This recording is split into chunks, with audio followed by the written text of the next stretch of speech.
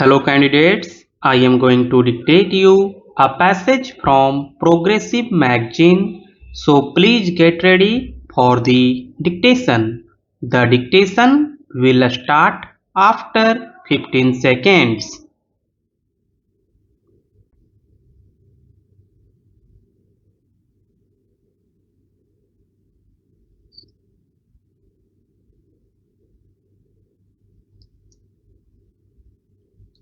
I take your leave, sir, and the indulgence of the House to refer to certain incidents which took place in this House as well as the other House in the course of the last week and which somewhat disturbed the normal serenity of the work of Parliament.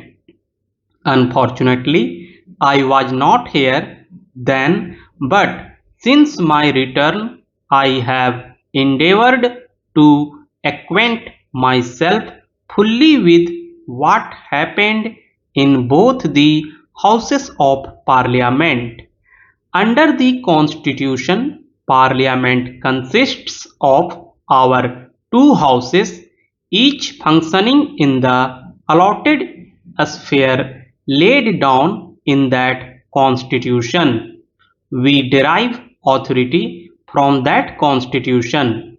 Sometimes we refer back to the practice and conventions prevailing in the Houses of Parliament of the United Kingdom and even refer erroneously to an upper house and a lower house.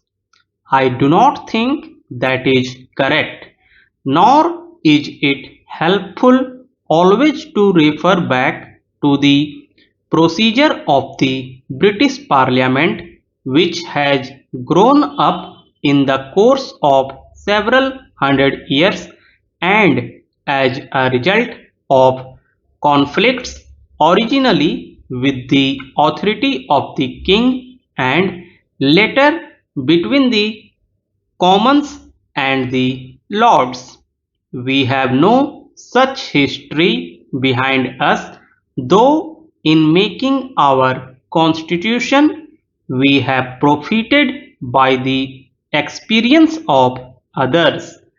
Our guide must therefore be our own constitution, which has clearly specified the functions of the House of the People and the Council of States. To call either of these house an upper house or a lower house is not correct. Each house has fully authority to regulate its own procedure within the limits of the Constitution. Neither house by itself constitutes Parliament. It is the two houses together that make the Parliament. It is the two houses together that make the Parliament of India. The successful working of our Constitution, as of any democratic structure, demands the closest cooperation between the two houses. They are in fact parts of the same structure, and any lack of that spirit of cooperation and accommodation would lead to difficulties and come in the way of the proper functioning of our Constitution. It is therefore particularly to be regretted that any sense of conflict should arise between the two houses.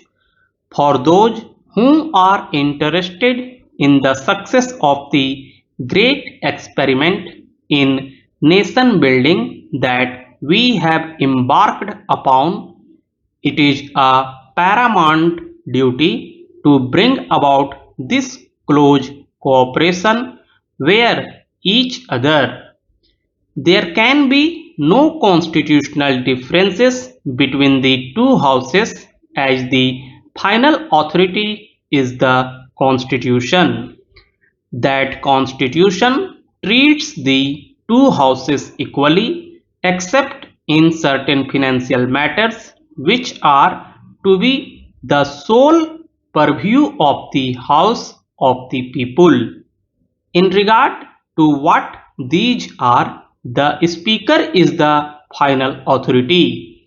This position is perfectly clear and cannot be and has not been challenged at any stage. Unfortunately, some words were used by my colleague, the Law Minister, while speaking in the Council of States on April 29, which led to a misunderstanding. That misunderstanding could have been easily removed by a direct reference to him. This was not done, and the matter was raised in the House. Further misunderstandings then arose as between the two houses, and questions of privilege were raised, and it was stated that the dignity of this house had been affected. All of us are zealous of maintaining the dignity and authority of this House and of the Speaker who represents this House. Indeed, all of us are anxious to maintain the dignity and authority of both houses which constitute Parliament. My colleague, the Law Minister, is as anxious as any of us to maintain that dignity and authority, and it has been a matter of the greatest regret to him that any words of his should have led people to believe otherwise, and further led to certain occurrences in both houses which disturbed for a while the cooperative and friendly atmosphere which must of necessity prevail in both houses of Parliament. Owing to some of these occurrences, he was placed in an embarrassing position where to carry out the directions of one house might appear as if he had ignored the directions of the other. In this dilemma, he might have produced an impression of not having shown the usual consideration which is the duty of every member.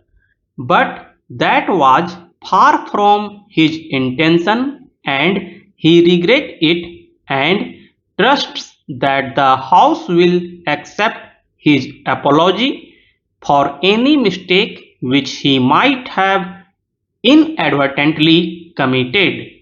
So far as the facts are concerned, they are clear, although unfortunately my colleague the Law Minister was not aware of all of them at the time the first reference was made to this matter in the Council of States.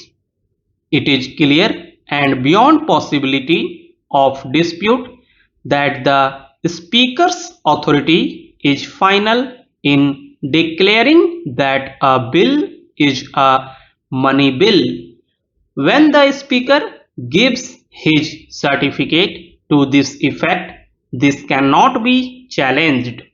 The Speaker has no obligation to consult anyone in coming to a decision or in giving his certificate, but he has himself decided to ask for the opinion of the Law Ministry here.